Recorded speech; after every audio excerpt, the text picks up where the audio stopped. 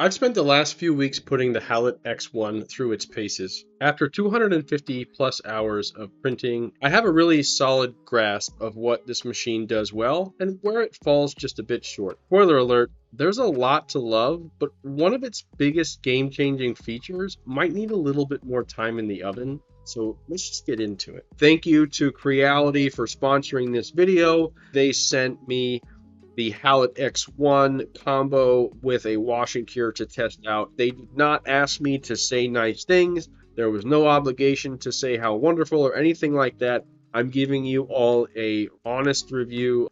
The Halot X1 is a 16K printer, which means it has a 9.6 inch screen.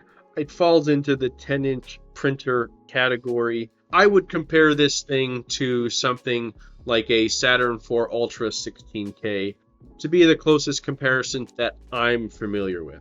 If you want to look at all the other technical detail, you can definitely check that out at the links down in the description below. What I want to cover is more of my experience with the printer and if it's something that I feel is worth your money, especially if you're new to the hobby. First, let's talk about the good, because there's plenty of it. Overall, print quality has been incredibly consistent. I've only had a few minor failures, but those were definitely support related on my end, not the machine. From a hardware perspective, Halot has made some brilliant moves here. The light source.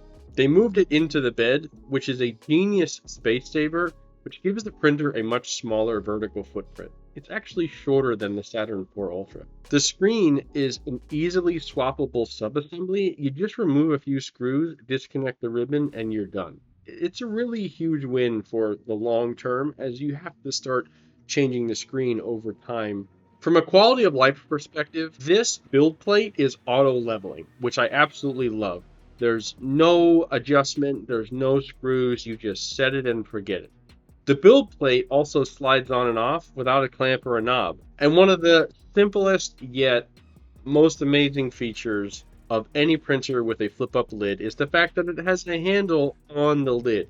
I know it sounds really simple, but there are plenty of manufacturers that overlook this simple design, and I'm looking at Elegoo right now. Now, let's talk about the standout feature. This interlaced pop-off build plate.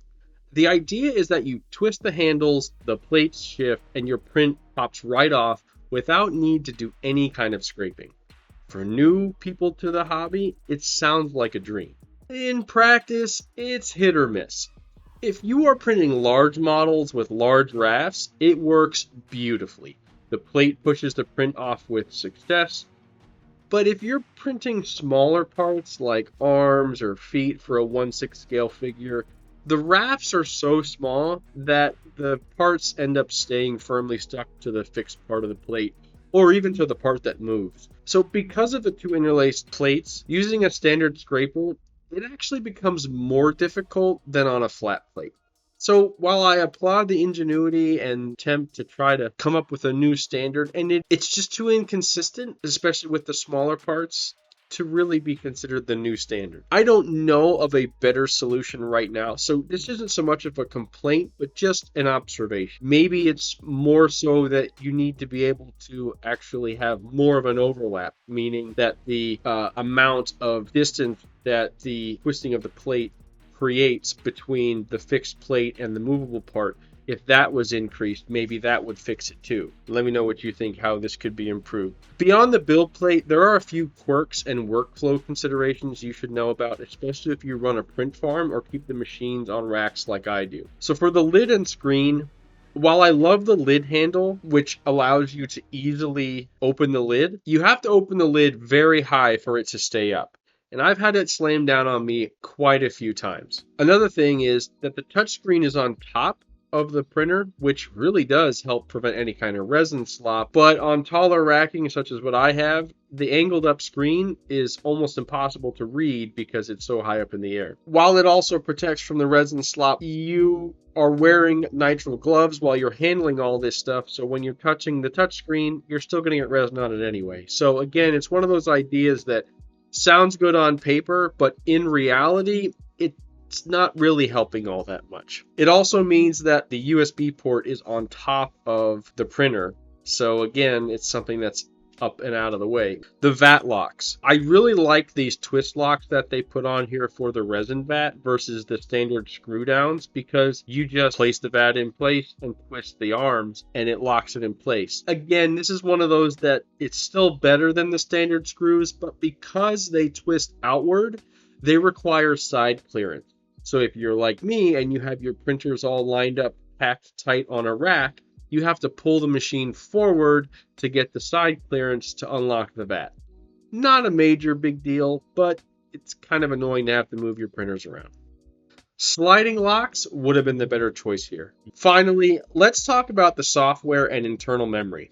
So I did run into one major glitch here where I was sending a file through Titubox Pro and it refused to send the files. I thought it was just a little glitch.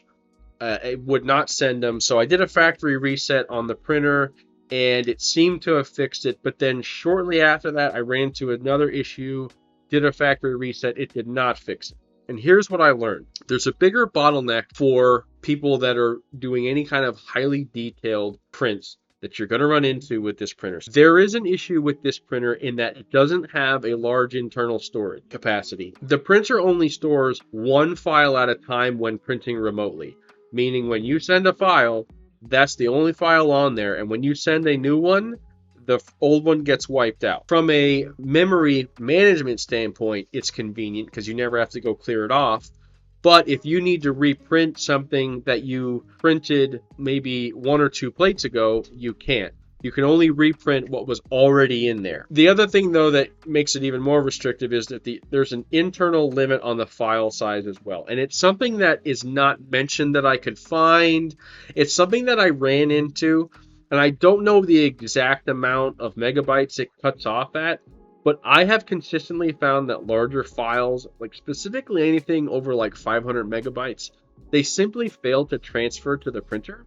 And what'll happen is it'll start sending it through Titubox, and then it'll just give me a failed error, and no matter how many times I try retrying, it just never goes. I've even gone so far as to slice the file onto a memory card and then put it in the USB port and try to transfer it onto the memory of the machine from a USB drive, and it still failed. And the only thing I could come up with is that there's not enough internal memory for the file size. It was a very highly detailed print that I was doing. One other little quirk is that the remote printing requires a password. The first time I went to send a print to the printer, this prompt popped up asking for a password, and I was totally confused because I couldn't see anywhere where it said about setting up a password. And it's buried in a menu called Halot box. It's not even saying something like password. There's no hint to where to set it up. I just found one thing that was totally different in the menu, and it allowed me to set up a password, and then I could go from there. And it's just numbers. You basically put in a couple numbers to make yourself a password, and then you can go back to your computer, punch in the password, and it'll print. And while it's a neat security feature, having to type it in every single time I want to send a print to it, it's a little tedious. It'd be really nice if they could give us an option to just toggle that off. One other thing that I got a chance to hook up, what looks to be a resin vat refill system that just attaches to the side of the printer, and I'm very familiar with these systems. Though I don't really use them, it's not very often that my vat runs out of resin. And what I found after having this thing for a month and testing it, there's still a full bottle of resin attached to this. It hasn't drawn any resin out. What it also can do is reclaim the resin, but it's one of those attachments that I thought maybe I would find useful, especially considering the vat is so shallow on this printer. Oddly enough, I never once ran out of resin in the vat, and I never once needed the extra resin. Creality also sent me their wash and cure. The curing setup that Creality offers is a little weird because there's only one light from the side, and the plate they give you to put your parts on to cure is square. I actually really love the wash setup for it because the wash bucket is very deep and wide. It's actually well big enough for even the largest, even 1/3 scale parts. The other thing I really like is the controls. I can easily set a time that I want and just hit play. You get plenty of wash vortex, which I'm very happy with. The only thing I'll say about the wash system that has room for opportunity is specifically the basket. Now, I love that the basket is metal. I don't love that the basket sides only go up about halfway up the side of the wash bucket. And what that means is if you're trying to pile in a bunch of stuff to wash and there may be a lot of small parts, those small parts can easily go outside of the basket. The wash and cure system, definitely recommend getting it with this printer. If you can get a discount by buying them together where you get the printer and the wash and cure for a discount, I highly recommend it. What's the final verdict? Well, the Halot X1 is a beautifully engineered machine with excellent print quality and some fantastic maintenance upgrades. It stumbles a bit on its unique pop-off build plate feature, but it has those restrictive memory limits and a few workflow quirks. Overall, it's a very capable and consistent workhorse that I'm happy to have in my lineup. What do you guys think of the interlaced build plate and the 500 megabyte file limit? Are these brilliant ideas or are they total deal breakers for you? Let me know in the comments below. Also, don't forget to like and subscribe, and I'll catch you in the next video.